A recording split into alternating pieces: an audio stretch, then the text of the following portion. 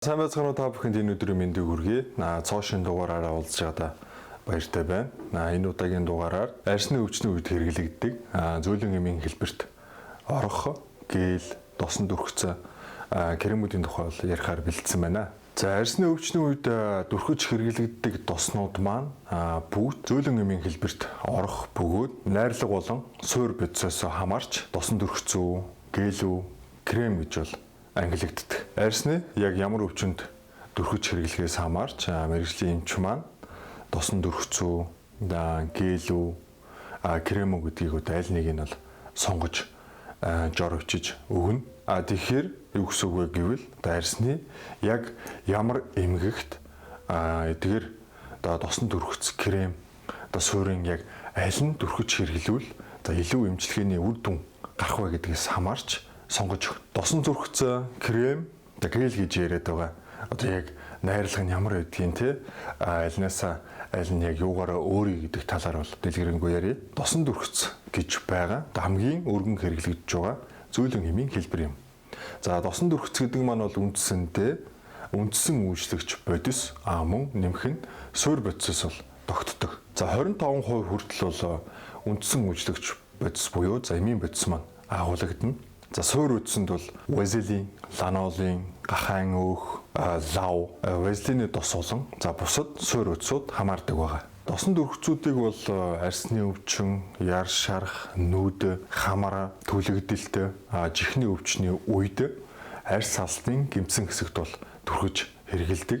Досон дүрхцийн эмийн бодисын концентрац буюу үндсэн үйлчлэгч эмийн бодисын хувийг ихэвчлэн 5-аас 10% гэж тооцдог. Досны хэмжээний хувьд бол янз бүр байж болно. 10-аас дээш 20 г, 100 г гэж савлагдсан байдаг. Харин нүд чих хамрын дүрхцийг голдуу үндсэн үйлчлэгч бодис маань 1-2% гэж тооцоод ихэвчлэн 5-аас 10 г байдаг. За яагаад нүд чих хамран дүрхэх досон дүрхцийн маань үндсэн үйлчлэгч эмийн бодисын процент яагаад бага байна вэ гэвэл хэрвээ үндсэн үйлчлэгч бодисын концентрац маань өндөр байвал нүд чих хамрын хөндий зэрэг гэмтэх магадaltaй. Тиймээс бол цаанаасаа процентын багаар савладаг байгаа. Нүдний досон дүрхцийн суур бодисыг дээд чанарын шар узлын 90%, усгүй ланалын 10% байхаар тооцдог. За яагаад гэвэл нүд гэдэг маань маш эмзэг эрэхтэй. Тийм ч утгаараа суур бодис маань маш сайн чанарын бодис байх хэрэгтэй. Дараагийн хэлбэр маань бол крем гэж байгаа. За досон дүрхцийг бодвол хагас шингэн тугнагдаагүй зөөлөн эмийн хэлбэр. За гадуур хэрэглэхэд бол мэдээж зориулсан. За янз бүрийн арьсны өвчний үед бол хэрэглэнэ. Кремийн найрлага нь бол үндсэн үйлчлэгч бодис дээр эмийн хэлбэр оруулагч бодис мөн уснаас тогтдог. За яг энэ найрлагаараа бол досон дүрхцээс бол ялгаатай байгаа. Дараагийн хэлбэр маань бол гэл гэж байгаа. Өтгөн төлөвтэй гадуур хэрэглэхэд зориулагдсан тугнагдаагүй мөн бол адил зөөлөн эмийн хэлбэрт бол ороод явчихна. За гээлийн хувьд бол үндсэн үйлчлэгч бодис дээр эмийн хэлбэр оруулагч бодисоос тогтно. Хэлбэр оруулагч бодис нь желатин байдгаар бол досон дүрхцээс ялгаатай. Крем, гэл, досон дүрхцийн гол ялгааг тайлбарлалаа. За Монгол оронд өргөн хэрэглэгдэж байгаа дээр хэлсэнчлэн крем, гэл, досон дүрхцүүдийг тайлбарлая. Досон дүрхцүүдээс бол эхлэе. За яагаад гэвэл досон дүрхцүүд маань бол нэлээд олон нэршлэр бол худалдаалагддаг. За их олон төрлийн байдаг. Эхний танилцуулга досон дүрхц маань бол эритромицины маз байгаа. За эритромицины досон дүрхлэг гэсэн үг. За эритромицины досон дүрхлэгийн хувьд бол нүднийх болон арьсных гэж хоёр төрлийнх бол байдаг. За нүднийх гэдэг маань мэдээж ойлгомжтой. За үндсэн үйлчлэгч бодис маань бол маш бага хэмжээгээр байна. 10 г савлгаатай байдаг. Эритромицин маань өөрөө макролидын бүлгийн антибиотик. За энэ ч утгаараа эритромициныг нүдний нянгаар үүсгэгдсэн бүх төрлийн өвчний үед бол хэрэглэнэ. За ялангуяа нүдний салтын өрөвсөл, нянгаар үүсгэгдсэн нүдний зовх болон нүдний эвэрлэг бусад өрөвслийн үед бол хэрэглэнэ. Эритромицины мазыг бол хэрэглэх арга 0.5-аас 1 см ойролцоогоор шахаад нүдний дээд доод цахинд бол хавчуулж хэрэглэдэг баг. За өдрийн яг хэдээр хэрэглэх, яаж хэрэглэх аргачлалыг бол мэдээж орон дээр заасан байгаа. За эритромицины арьсны досон төрхлөхийг бол одоо мэдээж арьсны янз бүрийн халдвар төвчний үед бол яг адилхан хэрэглээд бол явчихна. За өдөрт яаж хэрэглэх аргачлал маань бол мэдээж жорон дээр байгаа. Хоёр дахь досон төрхц маань одоо синефлан гэж байгаа. Синефланыг бол одоо эмчилгээнд бол мөрөн хэрэглэж байгаа. За тэгээ үйлдвэрээсээ хамаарат бас нэлийн хэд хэдэн төрлийнхөр бол ороод ирсэн. За үндсэн яг найрлага нь бол адилхан. Одоо сав багла бодол маань одоо өөрчлөгдсөн байдаг. 0.25%-ийн 10 г тосон төрхлөх. Гадуур хэрэглэх зориулалттай синефланы гол үйлдэл нь үрслийн болон харшлын эсрэг загтнаа намдах гол үйлдэл бол үзүүлнэ. За арьсны мэдээж одоо яг загтнаатай үрсэлтэй хэсэг дээр бол нэмгэн дүрхэж хэрэглэдэг. Гурав дахь танилцуулах досон дүрхц маань бол тетрациклины маз байгаа. За тетрациклины мазыг бол яг одоогийн байдлаар бол нүдний өвчний үед болон за арьсны янз бүрийн эмгийн үед бол хэрэгэлдэг. Иймээс тетрациклин маань бол нүдний маз мөн арьсны досон төрхц гэсэн хоёр төрлөх байгаа гэсэн үг. Тетрациклин маань өөрөө мэдээж одоо нингийн эсрэг антибиотик. Тиймээс бол эритромицины мазтай төстэй үйлчлэгээ мэдээж үзүүлнэ. За нингийн эсрэг яг ямар нянгаар халдвартснаас хамаарч тетрациклинийг бол сонгож хэрэгэлдэг. Савлганы хувьд бол нүднийх нь 10 г досон төрхц байдаг. Ижир үйлчлэгээ та Жорын зураг манай Facebook хуудас руу чат хэлгээхэд хангалттай. Бид 30-аас 40 минутын дотор таны гар дээр хүргэх болно. Хүргэлт үнгүй тэр мэдээж. Яг мартагшглаа. Жоргуу болох имиж бид мөн хүргэх болно. Үнийн дүн 50000 төгрөгнөөс тийш явах ёстойг бүү мартаарай. Дөрөв дэх танилцуулах тус маань бол оплоксоцины маз байгаа. За оплоксоцин гэдэг маань өөрөө антибиотик. Анингийн эсрэг өргөн хүрээний үйлдэлтэй грамм сөрөг, грамм эерэг аль альнд бол үйлчлэлт. Яг хэрэглэх аргачлал маань тетрациклин, эритромицинтэй одоо адилхан төстэй. За нүдний янз бүрийн халдвар төвчний үед бол хэрэглэнэ. Офлоксицины хувьд бол 0.3%-ийн 5 г савлгаатай бол байдаг. Дараагийн танилцуулах досон төрхц маань бол гидрокортизоны маз байгаа. За гидрокортизоны маз маань бол мөн арьсных болон за нүднийх гэж байдаг. За арьсных буюу гадуур хэрэглэхэд зориулттай. Нүдний досны хувьд бол 0.5%-ийн 5 г савлгаатай байдаг. Гол хэрэглэх заалт маань бол нүдний гидрокортизоны хувьд нүдний эвэрлэг бүрхүүл, судаслаг бүрхүүл, холбогч эдэн бүрхүүлийн өөрсөлт эмгийн үед мөн адил хэрэглэнэ.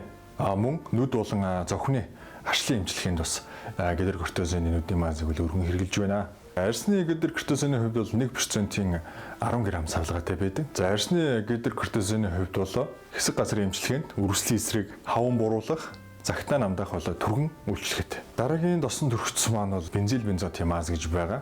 20%-ийн 25 г досон төрхлөг. Фармакологийн гол үйлдэл маань бол бензил бензотын хувьд хамууны хачиг устгах, гадуур хэрэглэх бэлтгэл. Хамууны өвчний эмчилгээнд бол өргөн хэрэглэж байгаа. Дараагийн досон төрхц маань бол битусалик гэдэг досон төрхц байгаа. За битусаликийн хувьд бол нийлмэл найрлагатай досон төрхц байна. 2 ба түүнээс дэш эмийн бэцс оршин тохиолдолд бол тухайн эмийг нийлмэл найрлагатай гэж авч үздэг. За энэ ч утгаараа бол битусаликийн хувьд бол салицилын хүчил дээр бета-метазон орсон баг. Битусаликтэй яг адилхан найрлагатай акридерм ска гэж бас байдаг. Энэ хоёрын хувьд бол найрлагын хувьд яг адилхан бета-метазон дээр салицилын хүчил орсон байгаа. Мэдээж бол гадуур хэрэглэн найрлагын хувьд адилхан. За тиймээс одоо хэрэглэх аргачлал маань яг адилхан гэсэн үг. Найрлагын хувьд бета-метазон 1 г, салицилын хүчил 3 г орсон. Бета-метазоны гол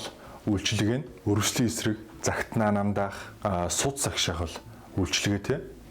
Харин салицилын хүчлийн хувьд бол эвшлийг хайлуулах буюу зөөлөх, нянгийн үржил саатуулах, мөн мөөгөнцөр эсрэг үйлдэлтэй. Бетусолик акридерм заскагийн хувьд бол хэрэглэх заалт маань хит тээвэршил, хайрст үлд, арьсны хэв шинжит бус архаг өрслүүд, хуухны досорхог өрслийн үед хэрэглэдэг. Дараагийн тосон дүрхлэг маань бол та бүхний сайн мэдэх бипантен маз байгаа. За бипантен мазын хувьд бол үндсэн үйлчлэгч бодис маань декспантенол байгаа. 30 г-ийн савлгаатай 1 г досонд ойролцоогоор 50 мг дексапантенол доорсон гэсэн үг. За эдгээр досонд бол үндсэн үйлчлэгч бодис маань яг тэдэн грамд бол маш бага миллиграмаар орсон байдаг. За бифентаны хувьд бол арсны эсэд нэвтрэн түргэн шингэж, фантотены хүчил болон түргэн хувраад гэнтсэн арсан бүрхүүлийн нөхөн төлжилт болон эдгэрэлтэнд чухал үүрэг гүйцэтгэдэг. Иймээс бол бифентаны хувьд бол ерөөсөө арсны нөхөн төлжилтийг маш сайн сайжруулна л гэсэн үг. Бифентаны хэрэглэх заалтын хувьд бол хөнгөн хэлбэрийн түлэгдэлтэй, мөн зулгараалтай, туяа эмчилгээнээс хамаарсан за арьс цочрох үед архаг явцтай шархлаа, цооролтой, хуурай болон хагарсан арьсанд хүүхдийн уралтын эмчилгээ, хөхний толгой хагарах үеийн эмчилгээнд бол тус хэрэгэлдэг досон төрхлөг байгаа.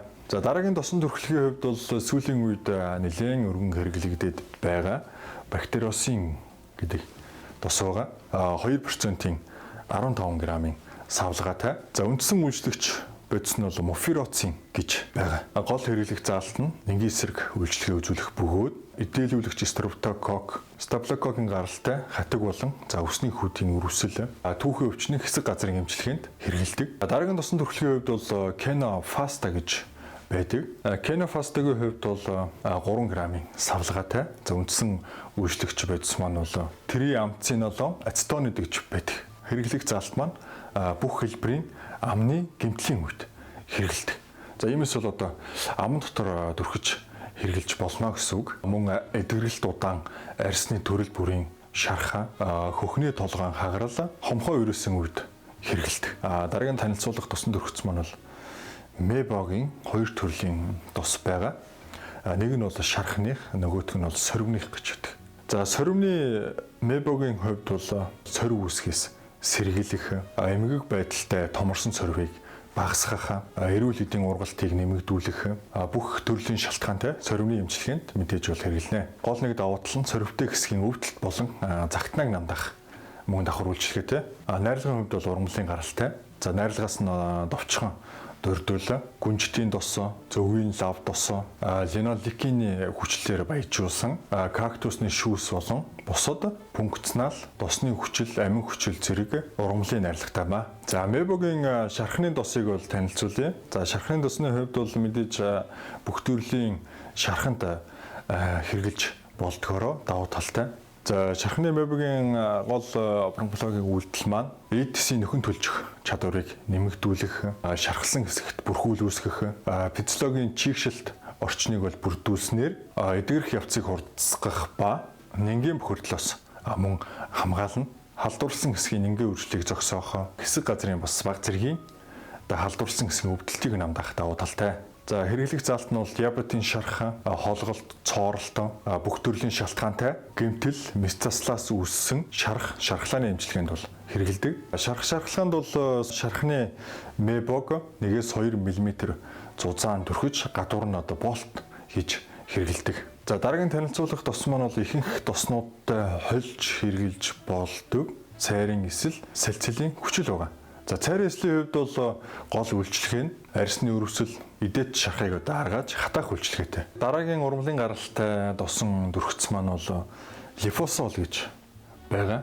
За яг лифосолтой яг адилхан найрлагатайг бол ланиклоид Е гэж байгаа. За ланиклоид Е-ийн хувьд бол нэг давуу тал найрлаганд нь Е витамин орж өгсөн байдаг. Гол найрлага нь бол центел ацетекийн хан дагуус. За арьсны шарх болон сорвны эмчилгээнд бол хэрэгэлдэг. Одоо кремүүдийг танилцуулъя. За крем гэдэг маань бол түрүүн танилцуулсан байгаа. Одоо яг юу хэлээд байгаа вэ гэвэл кремүүдийн хувьд бол комбидерин байна, тридокс байна, мөн димокот гэхэд кремүүд байна. Нэг өсөндөө бол эдгээр маань адил найрлагатай кремүүд гэсэн үг. Бүгд найрлагандаа гентамицин, клотримазол, бетаметазон агуулсан нийлмэл найрлагатай кремүүд байна. Мөн л адил гадуур хэрэглэхэд зориулсан. Одоо эмчилгээний хувьд бол 3 төрлийн эмийн бодис орж өгсөн. Тус сулга нь бол өөрийн гэсэн үйлдэлээ үзүүлдэг. За бетаметазоны хувьд бол өрслийн болон харшлын эсрэг үйлдэлтэй гэж бол танилцуулсан. Гентамицины хувьд бол грамм, сөрөг грамм эрэг нэнд бол аль алинд нь маш сайн үйлчилдэг. За клотримазолын хувьд бол үндсэн гол үйлчилгээ нь мөөгөнцрийн эсрэг мөн стрептококкийн өсөлтийг бол саатуулдаг давуу талтай. За эдгээр доснуудын хэрэглэх заалт маань гэвэл төрөл бүрийн экзем, арсны харшлын болон нян мөөгөнцрийн шалтгаанд өрөвсөл мөн төрөл бүрийн эдээд өрөвслийн үед гадуур түрхэж хэрэглэнэ. Түрүүн цайрын эсэл салцилыг бол тэр кремүүдтэй хойлж түрхэж байгаа гэж хэлсэн. Ижир үйлчлэгээ та Жорын зураг манай Facebook хуудас руу чат хэлгээхэд хангалттай. Бид 30-аас 40 минутын дотор таны гар дээр хүргэх болно. Хүргэлт үнгүй тэр мэдээж. Яг мартагшглаа. Жоргуу болох имиж бид мөн хүргэх болно. Үнийн дүн 50000 төгрөгнөөс төшөөх ёстойг бүү мартаарай.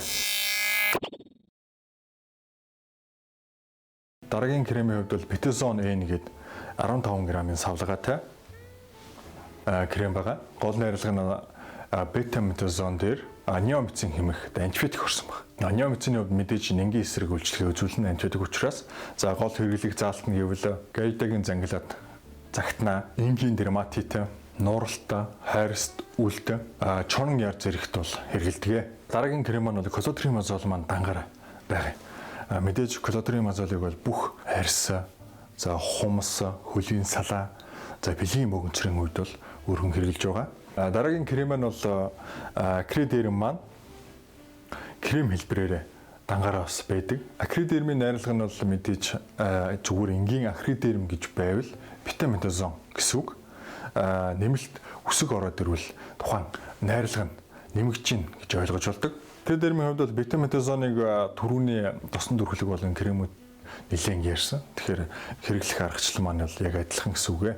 Дараагийн крем маань бол Aciclovir гэж байдаг. 5% 5 грамын савлгаатай гадуур хэрэглэхэд зориулагдсан.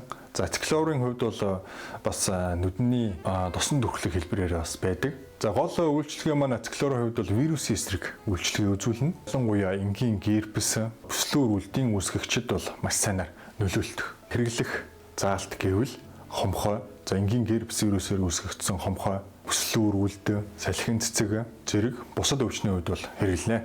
Зарим гээлүүдээс танилцуулъя. Гээл хэлбэртэй өргөн хэрэглэгдэж байгаа дүрхц гэвэл биоплацентон гэж байгаа. Ихсийн найрлагатай. Энэ дээр нэмээд неомицин гэсэн антибиотик орсон байдаг. Түлэгдэлтэй, арьсны өрөвсөл, халдвар эмчлэх зориулалт. За биоплацентон гэдэг маань бол ихсээс гаргаж авсан ханд бөгөөд гол үйлдэл нь шархны эдгэрэлт болон нөхөн төлжилтийг сайжруулдаг. За неомицины хувьд бол антибиотик гэж хэлсэн мэдээж бол энгийн эсрэг үйлчлэгийг үзүүлчихнэ. За хэрэглэх заалтын хувьд бол холголт, том толбайг хамарсан түлэгдэлтэй, шархны үед бол уурэг адалтаас сэргийлэх чухал ач холбогдолтой. Тэгэхээр досон төрхц крем, гелүүдийн хувьд бол нүднийх мөн гадуур хэрэглэх буюу харьсных гэж байдаг. Тэгэхээр эдгээр досон төрхцийг хэрэглэх явцдаа та маш сайн анхаарах хэрэгтэй. За энэ нь юу гэсэн үг вэ гэвэл ямар нэгэн шалтгааны улмаас та гадуур хэрэглэх буюу за харьсан дээр түрхэж хэрэглэх ёстой түрхцүүдийг нүдэндээ түрхэх эрсдэлтэй, за мөн буруу газараа түрхэх эрсдэлтэй учраас тухайн досны заавартай маш сайн танилцсан. За энэ ч утгаараа мэдээж нөгөө мэрэгжлийн эмчийн заавраар хэрэглэнэ гэдгээ ягштал баримтлах хэрэгтэй анхаараарай. Нэвтрүүлэг маань энэ хүрээд өндөрлөлөө. Дараагийн шинэ дугаараараа уулзтлаа. Түр баяртай.